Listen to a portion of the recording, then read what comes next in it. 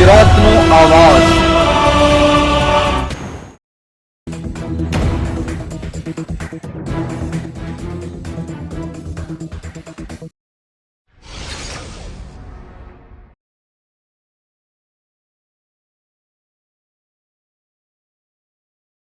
યુપીમાં ખેડૂતોના ખાતામાં 36 આંકડામાં રકમ જમા થતા વિશ્વનો સૌથી ધનિક વ્યક્તિ બન્યો।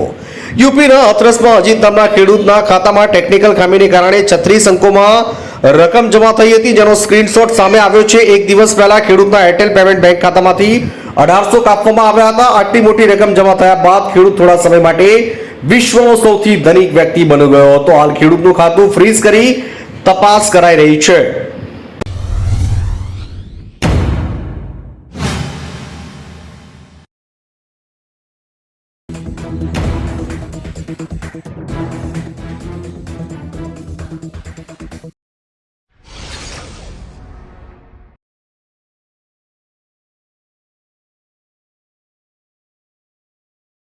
સુપ્રીમ કોર્ટે પહેલીવાર ન્યાયાધીશોની સંપત્તિની વિગતો જાહેર કરી। સુપ્રીમ કોર્ટે પોતાની વેબસાઇટ પર ન્યાયાધીશોની સંપત્તિની વિગતો અપલોડ કરી છે। સ્વતંત્ર ભારતના ઇતિહાસમાં આવું પહેલીવાર બન્યું છે। સોમવારે રાત્રે સુપ્રીમ કોર્ટની વેબસાઇટ પર 33 માંથી 21 ન્યાયાધીશોની સંપત્તિ સૂચિબદ્ધ કરવામાં આવી હતી, જ્યારે બાકીના લોકોની સંપત્તિ હજી સુધી જાહેર કરવામાં આવી નથી। હાઈકોર્ટના અને સુપ્રીમ કોર્ટના ન્યાયાધીશોની નિમણૂકની સમગ્ર પ્રક્રિયાનો પણ ખુલાસો થયો છે।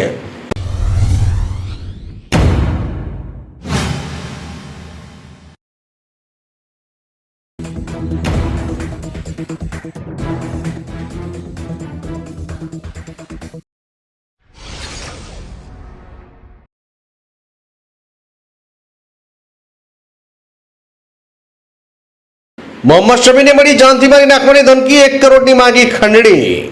ભારતીય ફાસ્ટ બોલર મોહમ્મદ શમીને રાજપૂત સિંગર નામના શખ્સે ઈમેલ દ્વારા જાનથી મારી નાખવાની ધમકી આપી છે। આ શખ્સે સમી પાસેથી 1 કરોડની ખંડણી માંગી છે। સમીના ભાઈ મોહમ્મદ હબીબે અમરોહા યુપીના પોલીસ સ્ટેશનમાં ફરિયાદ નોંધાવી હતી, જેના પગલે એફઆઈઆર નોંધવામાં આવીને પોલીસે આ મામલાની તપાસ કરી રહી છે।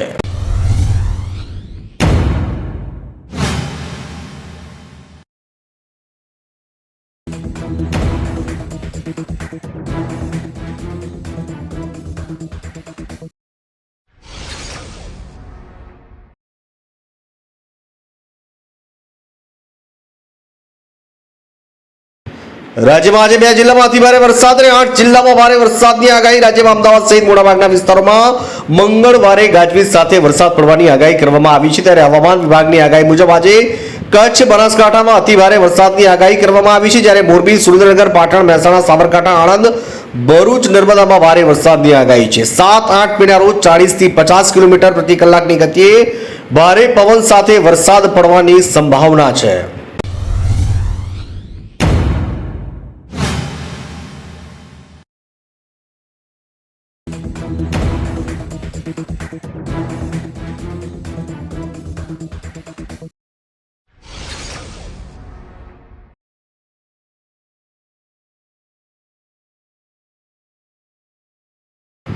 અમદાવાદમાં વીજળીના કડાકા ભડાકા સાથે ધોધમાર વરસાદ, ઠેર ઠેર રસ્તા પર ભરાયા પાણી। અમદાવાદમાં સોમવારે વાતાવરણમાં અચાનક પલટો આવ્યો હતો। શહેરના ચાંદખેડા એસજી હાઈવે, પકવાન, નિકોલ, વસ્ત્રાલ અને પશ્ચિમથી લઈ પૂર્વ ભાગના વિસ્તારોમાં આંધી તુફાન માહોલ સર્જાયો, જે બાદ મોડી રાત્રે હળવાથી અતિ ભારે વરસાદ વરસ્યો। અમદાવાદના અમુક વિસ્તારમાં વરસાદ સાથે કરા પણ પડ્યા, જ્યારે નીચાણવાળા વિસ્તારમાં પાણી ભરાવાની સમસ્યા સર્જાઈ। લોકોને વાહન ચલાવવામાં હાલાકીનો સામનો કરવાનો વારો આવ્યો હતો।